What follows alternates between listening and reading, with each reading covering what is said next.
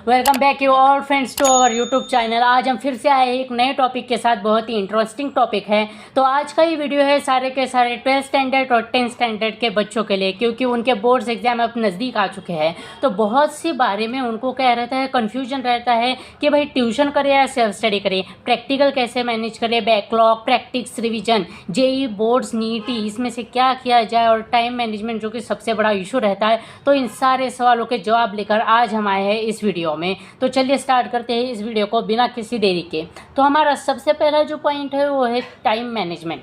तो अब time management जो है वो सिर्फ 10th या फिर 12th स्टैंडर्ड के बच्चों का सवाल नहीं रह गया, बल्कि ये जो सब्जेक्ट है ये सारी बच्चों को लागू होता है, क्योंकि टाइम मैनेज होता ही नहीं है। फिर चाहे वो इंजीनियरिंग के स्टूडेंट हो, चाहे स्कूल हो या फिर हाई स्कूल हो, टाइम मैनेजमेंट एक बहुत बड़ी दिक्कत होती है। लेकिन फिर भी हमें कैसे ना करके तो इसको मैनेज करना ही है। तो इसकी जो सबसे बेस्ट मेथड होंगी वो होंगी अपना टाइम टेबल क्रिएट करा जाए। लेकिन सबसे बड़ी गलती जो इसमें बच्चे करते हैं वो होता है कि दूसरों का टाइम टेबल कॉपी करना। अब आपको क्या करना है, आपको दूसरों का टाइम टेबल कॉपी नहीं करना है, क्योंकि एक बात देखिए, हर बच्चे की लेवल जो होती है वो अलग अलग होती है। हर बच्चे की लेवल अलग अलग होती है, तो उनका टाइम टेबल भी अलग होना चाहिए। अगर आप किसी दूसरे का टाइम टेबल कॉपी कर रहे हो तो ज़रूरी नहीं है कि उस टाइम टेबल के हिसाब से आपकी भी स्टडी बहुत अच्छे से होंगी। इसलिए आपको पहले अपने को एनालाइज करना है, अपनी स्टडी को एनालाइज करना है कि आपकी लेवल क्या है, आपने कितनी स्टडी की है। और ये करने का सबसे बेस्ट मेथड जो होता है वो होता है टेस्ट देना। आपको कहीं ऑनलाइन,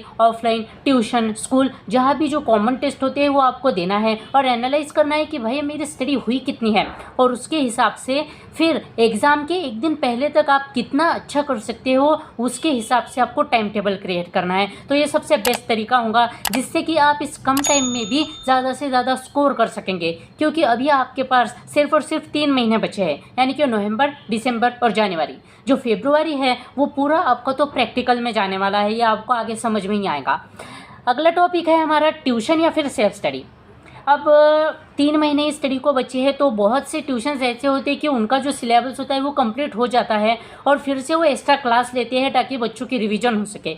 लेकिन कुछ बच्चे जो ऐसे होते हैं जिन्होंने बहुत अच्छे से स्टडी की है, तो वो ट्यूशन में जाके स्टडी करना, यानी वहाँ की रिवीजन करना, यहाँ से उनका ज़्यादा टाइम कंज्यूम होता है।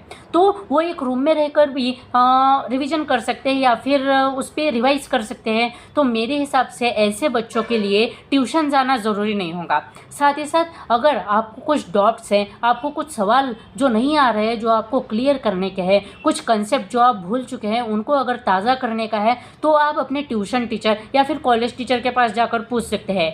वरना जो लास्ट टाइम होता है एग्ज़ाम का, उसमें सेल्फ स्टडी ये बहुत इंपॉर्टेंट होती है।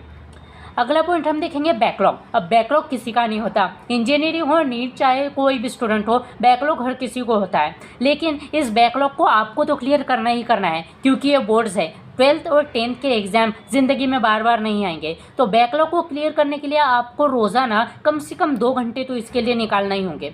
मिनिमम 2 आवर्स बैकलॉग के लिए दीजिए। आपने जो भी कुछ याद किया था, जो शायद आप भूल चुके हैं या फिर आपने कुछ पढ़ा ही नहीं, तो उसको आपको थोड़ा थोड़ा पढ़ना ही है, क्योंकि ये आपके एग्ज़ाम में आ सकता है। अभी आपको कुछ पता नहीं है कि आपको एग्ज़ाम में आएगा क्या, तो सारे टॉपिक्स को आपको कवर करते जाना है। इसलिए रोज़ाना कम से कम 2 घंटे तो भी बैकलॉग के लिए आपको टाइम देना है। नेक्स्ट टॉपिक है हमारा प्रैक्टिस। अब ये तो बहुत कहा जाता है कि practice makes the man perfect, और अगर मैथ्स की बात की जाए तो प्रैक्टिस से सब कुछ होता है। क्योंकि मैथ्स का अगर आप ऐसा रटना चाहेंगे कि इस एग्जाम्पल को इस तरह सॉल्व करना है, उस एग्जाम्पल को उस तरह सॉल्व करना है, तो कुछ भी मैनेज नहीं होने वाला। आप पक्का 100% एग्जाम में भूलेंगे। तो आपको मैथ्स के एग्जाम्पल की प्रैक्टिस करना है, आपको कंसेप्ट समझना है कि भाई ऐसा एग्जाम्पल आया तो इसको क्या लॉजिक लगा के मैं सॉल्व कर सकता हूँ। तो इन सारी चीज़ों को आपको ध्यान में रखना है। साथ ही साथ जो science, physics, chemistry, math, physics, chemistry, जो इसमें जो डेरिवेशंस होते हैं उनको आपको प्रैक्टिस करके देखना है। अगर आप बोलेंगे कि नहीं भाई इसको ऐसे ऐसे कर लूँगा, इसको वैसे वैसे, तो कुछ भी याद नहीं रहने वाला है। एग्जाम में आपके मार्क्स कटेंगे ही। मेरे खुद के भी, मेरे बोर्ड एग्जाम, 12th के बोर्ड एग्जाम में मेरे 4 मार्क्स कटे हैं इसी तरह से। तो इसलिए मैं आपको यह एडवाइस दे रहा हूँ कि उसकी प्रैक्टिस कीजिए, डेरिवेशंस को लिख कर देखिए। अगला पॉइंट रिवीजन। अब सबसे इम्पोर्टेंट टॉपिक जो होता है वो रिवीजन ही होता है, क्योंकि आप बस आगे आगे का पढ़ते जा रहे हैं लेकिन आपने जो पीछे का पढ़ा है वो आप भूल रहे हैं, तो ये कोई भी फ़ायदे की बात नहीं होगी आपके लिए। इसलिए रिवीजन तो आपको करना ही है। रोज़ाना आप पढ़िए ना पढ़िए, लेकिन रोज़ाना आपको कम से कम 3 आवर्स रिवीजन को देने हैं। और सिर्फ 3 आवर्स में आपको एक सब्जेक्ट की रिवीजन नहीं करनी, तो बाकी सारे सब्जेक्ट की रिवीजन आपको मैनेज करनी है। अब रिवीजन का और एक टिप होता है कि आपके पास जो भी नोट्स होंगे उसके आपको शॉर्ट नोट्स निकालने हैं, यानी कि अपने खुद के नोट्स में से शॉर्ट नोट्स निकालने के। वो आपको एग्ज़ाम के 1 या 2 दिन पहले जो लास्ट मिनट रिवीजन होंगी आपकी, उसमें बहुत काम आएंगे। और रिवीजन करना मत भूलिएगा, क्योंकि रिवीजन के बिना कुछ भी नहीं होता। अब उसके बाद हम देखें प्रैक्टिकल। मैंने जैसा आपको पहले ही कहा है कि आपके पास 3 महीने हैं, नवंबर, दिसंबर और जनवरी।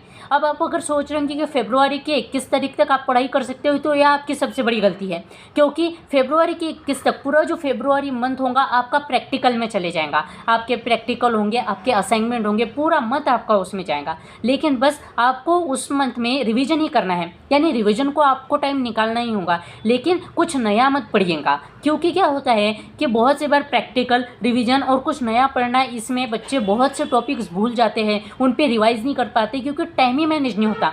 क्योंकि कंडीशंस ही कुछ ऐसी होती है कि आपके पास एक नहीं, आपके पास 7-8 सब्जेक्ट होते हैं। साथ ही साथ इंग्लिश में उसका बहुत ज़्यादा ये रहता है, क्योंकि अगर 12th की बैच की बात करी जाए तो साल भर मैक्सिमम बच्चे इंग्लिश पढ़ते ही नहीं है, बस वो लास्ट में ही पढ़ते हैं। मैंने खुद में भी लास्ट के 2 मंथ्स में ही इंग्लिश की तैयारी की थी, यानी जनवरी और फरवरी, इन 2 मंथ्स में ही मैंने इंग्लिश की तैयारी की थी। लेकिन फिर भी मुझे जो 10th के बेसिस पर, यानी कि 10th में मेरा ग्रामर अच्छा था, इंग्लिश अच्छी थी, इसलिए मुझे 12th में 2 महीने की स्टडी पर भी 100 में से 91 मार्क्स मिले। तो आपको क्या करना है, बस कॉन्सेप्ट को समझना है, और इंग्लिश में जो ग्रामर होते हैं वो, साथ ही साथ जो नॉवेल्स होती है ना इंग्लिश में, उनको रट्टा नहीं मारना है उनके क्वेश्चन को, उनको समझिए। उनको नवनीत 21 होंगी या आपने ली होंगी, उसमें से पढ़िए, उनको समझिए, ताकि एग्जाम में आप अपने मन से कुछ ना कुछ उस पर लिख सके, यानी कुछ समझ कर लिख सके। रट्टा मार कर अगर लिखोगे भाई तो आप पक्का फेल होने वाले हो। उसके बाद अगला टॉपिक हम देखने वाले हैं जेईई, सीईटी या फिर बोर्ड्स। अब ये कुछ कहने की बात नहीं है भाई। अब 3 महीने बचे हैं कि आपके बोर्ड्स एग्जाम आने वाले हैं, तो सिंपली मैं कहूँगा भाई बोर्ड्स पे ज़्यादा फोकस किया जाए। जो बच्चे जिन्होंने पढ़ाई स्टार्ट ही नहीं की, या फिर बहुत सी रह गई है, जिनकी 70% हुई है, जिनकी 50% हुई है, अभी आपको सिर्फ बोर्ड्स पे फोकस करना है। बिकॉज अगर आप सीईटी देने की बात सोच रहे हैं तो सीईटी, अगर आपके बोर्ड्स अच्छे गए तो मैं कह सकता हूँ कि सीईटी आपकी 100% अच्छी जाएंगी, क्योंकि बोर्ड्स का ही सब कुछ सीईटी में आता है। बस आपको क्या करना होता है कि आपको स्किल बढ़ानी पड़ती है, आपकी स्पीड बढ़ानी पड़ती है, कम टाइम में आपको ज़्यादा क्वेश्चन सॉल्व करने पड़ते हैं। तो अगर आपके बोर्ड्स अच्छे गए तो आपकी सीईटी अच्छी ही जाएंगी। और अगर आप जेईई की बात कर रहे हैं तो जेईई वाले स्टूडेंट्स के लिए भी बोर्ड्स के मार्क्स अब इम्पोर्टेंट हो गए, क्योंकि 75% क्राइटेरिया अब यहाँ पर है। तो ये भी टॉपिक अब यहाँ पे क्लियर हो गया। तो साथ ही साथ thank you all for watching this video. अब यही वीडियो को हम यहीं पे एंड करेंगे। अब आपको ज़्यादा वीडियो देखते नहीं बैठना है, आप जल्दी से जाइए और पढ़ाई पे लगिए। मिलते हैं अगले वीडियो में विथ नेक्स्ट इंटरेस्टिंग टॉपिक।